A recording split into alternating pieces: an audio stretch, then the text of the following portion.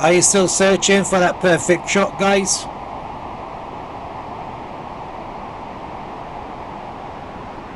Well, that's what I'm doing right now. As you can see, I'm on my way to this place where I know it's going to be a great color shot. And I'm certain after turning it into black and white, it's going to be amazing. So come along with me, everyone, and check it out for yourself. But we're going to have to hurry because the sun's going to sink below the horizon in about maybe 15 to 20 minutes.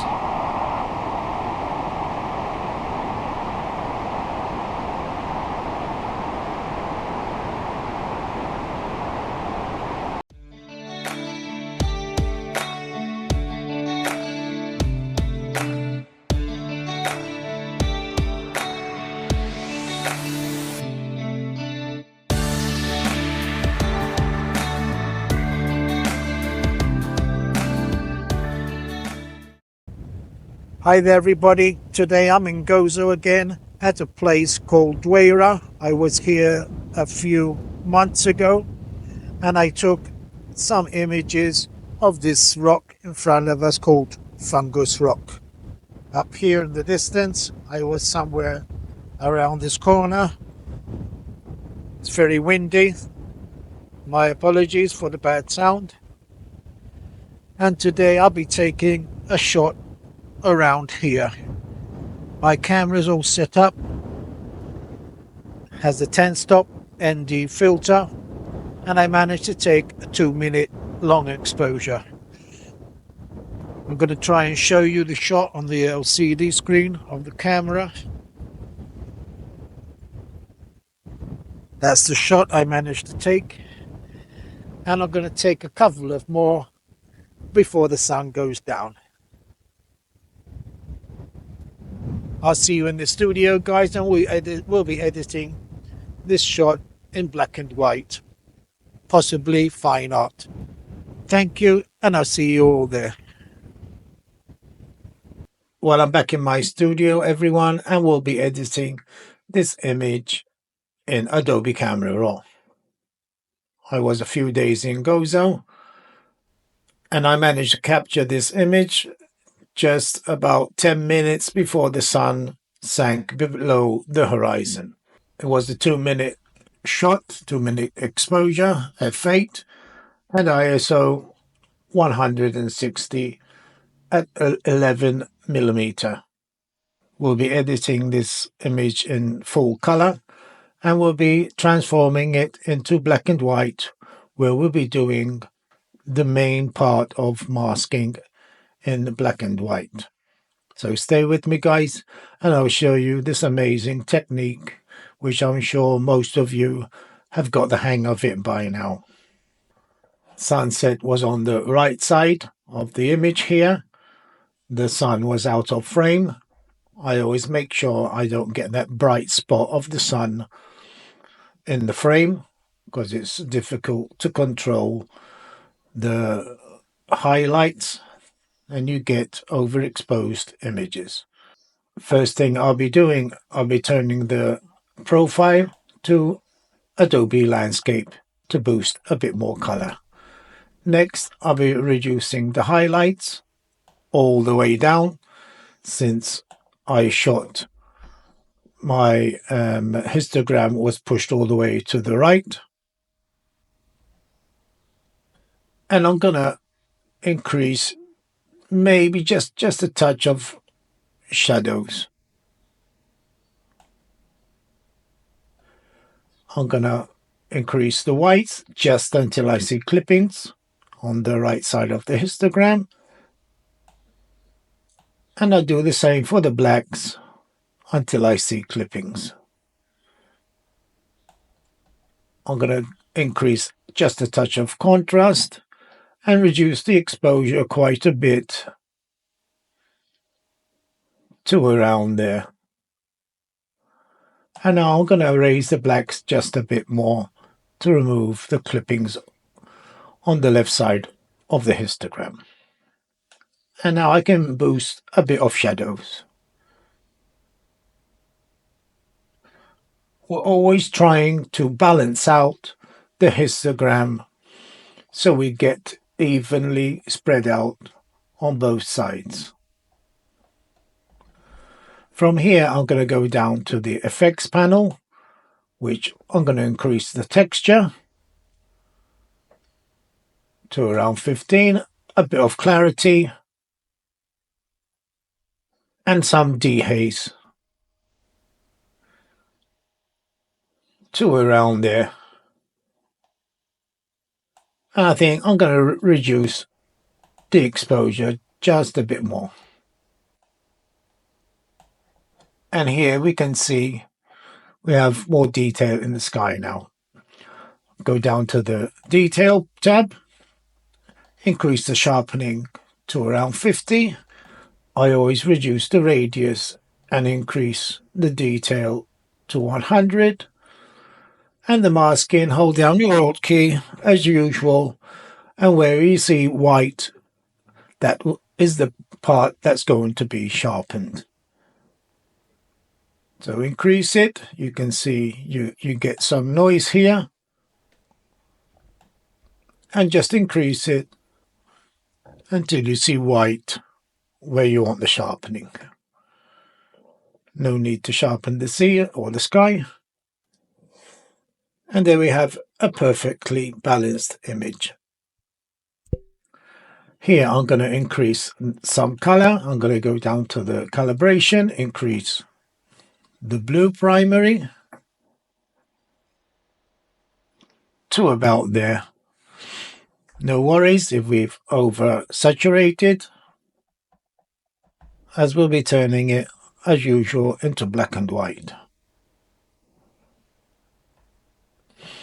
Now the next thing I'm going to do is take it over to Photoshop and transform it into black and white there. I never use the black and white tab up here. I think it's for the lazy people. And my way, you get a much better black and white image. And it's the only technique you need to transform your images to better black and white, which won't be flat. You have great contrast and tones, and you'll see once you try it, guys. So open it up in Photoshop. Here we are in Photoshop, guys. Now all you need to do is head down to the black and white circle down here on the right side, bottom right side, and click on black and white. And from here you can play around with the sliders here, just like you would in Lightroom or Adobe Camera Raw and the color mixer. And I'm going to try the reds. Double click if you want to leave them how they were. And you can see we have movement on the rocks, which I think I'm going to leave it how it is. I'm going to try the blues. But I'm going to leave everything how they were. Next thing I'm going to do is go back down to the half and black and white circle, the adjustment layer, and click on gradient map. And here we've turned our image into a much better black and white once you click on classic here. And there we have a much better black and white image. Don't forget, we're going to take it back to Adobe Camera Raw or Lightroom. I'm going to flatten these layers by clicking here and just click flatten image. And here I'm going to take it back over to Adobe Camera Raw. Filter and Camera Raw filter. And now we have our black and white image in Adobe Camera Raw. And I'm going to use these sliders again of the exposure panel And I'm going to decrease the highlights. And we have much more detail in the sky here. I'm going to raise the shadows. Our image is coming much better after turning it into black and white. I'm going to increase a bit of whites. Just a bit. And blacks. I'll leave it how they were on 0. And I'm going to reduce just a bit of exposure. And that should be okay. We don't need to touch these panels anymore. And we're going to head right over to the masking.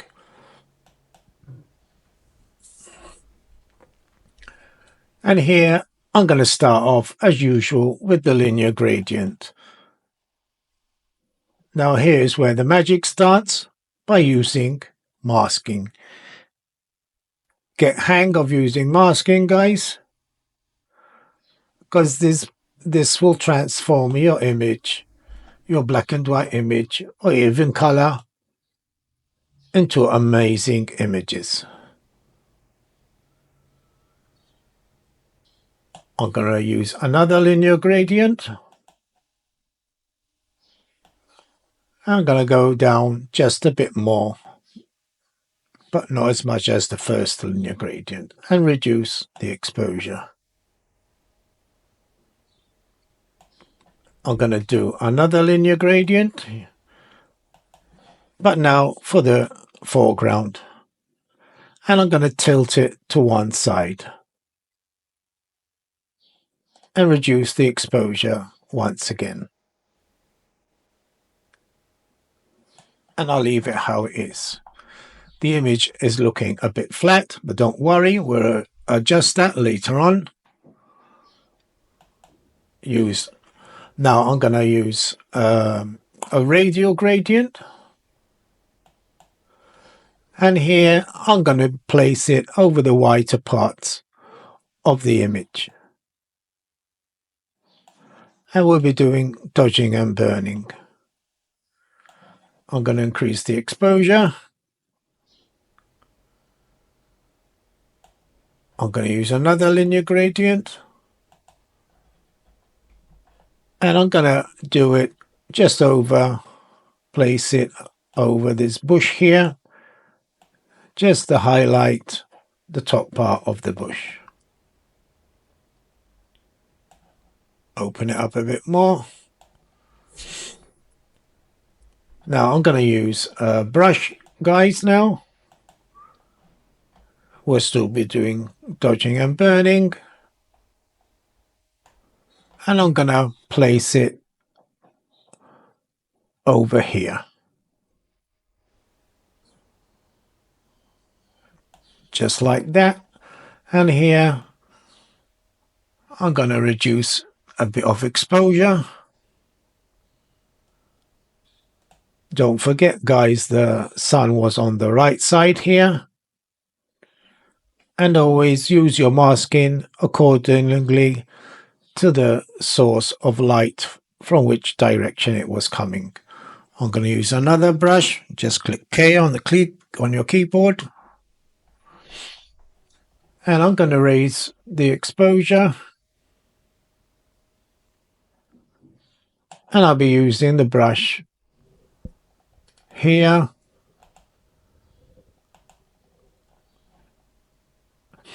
And on, like I said before, on some brighter parts of the image, where I think the sun would hit the rocks.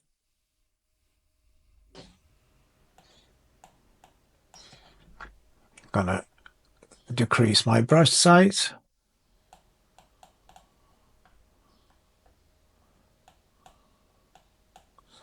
And we're still doing dodging and burning. And here I'm going to raise the exposure a bit more. Not too much, just around 45. or 50 should be good. I'm going to use it here as well, a bit down here, and maybe on the sea here.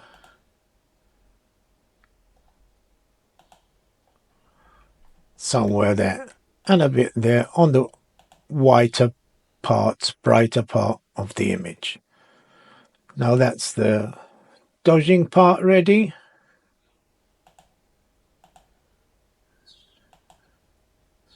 And now I'm going to use another brush,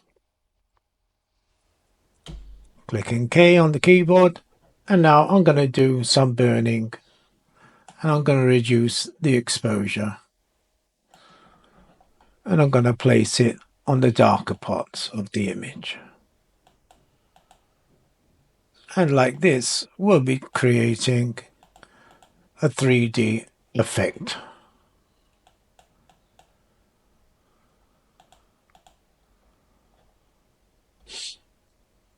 Gonna do a bit more here.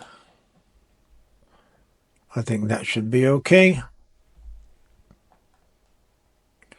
And now I'm gonna use a radial gradient, everyone.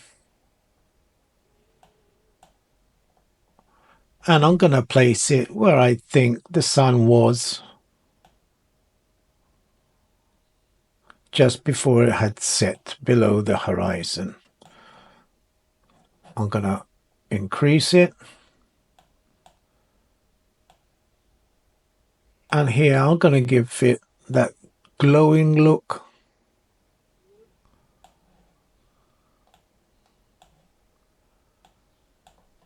And I'm gonna raise a bit of exposure. And I'm gonna head down to the dehaze. And I'm gonna use minus dehaze. And I'm going to increase it quite a bit to around there. Don't forget you can come back to your masking just by hovering over the masks here and adjusting how you want. I'm going to use another radial gradient, and I'm going to place it exactly where I had the first radial gradient. And here, I'm sure you know by now, I'll be creating a vignette. And don't forget, we have to invert the mask for the vignette. And here we reduce the exposure.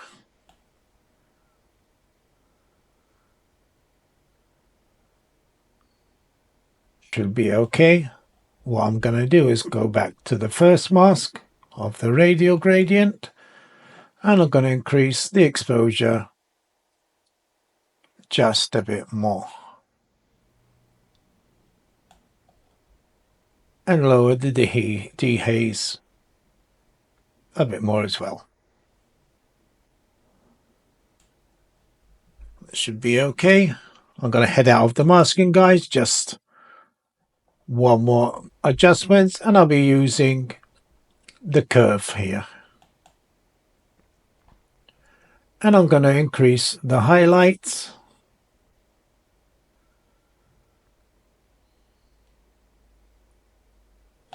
And a bit of whites. Just until I see clipping on the right side of the histogram. I'm going to try the darks. I think that should be okay. And I'll check out the shadows. Now I'll leave it how it was, the shadows. I'm going to try the darks again. Now it's too dark.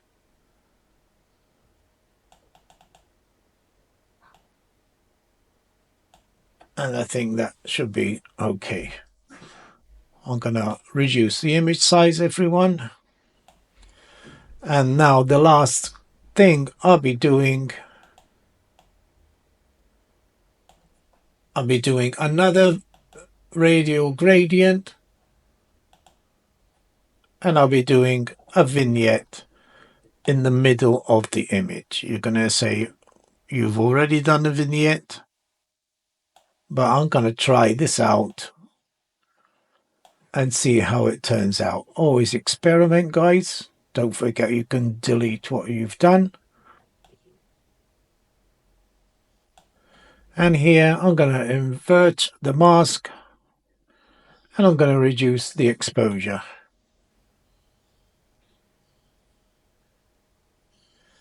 And I think that should be okay. Head out of the masking. And here I'm going to show you the before and after by clicking T on the keyboard. And here we have the before.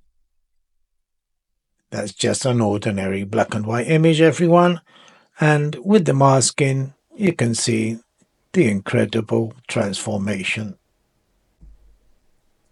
And that's a beautiful black and white image, lovely contrast and tones. And I think that's a great image. Well, thank you guys. I hope you like my editing techniques. It's the only one you should use for black and white. And you'll get some great images by using my method. Thank you, everyone. Please hit the subscribe button, a thumbs up, a like, and please leave any comments below. Thank you, and I'll see you in another video.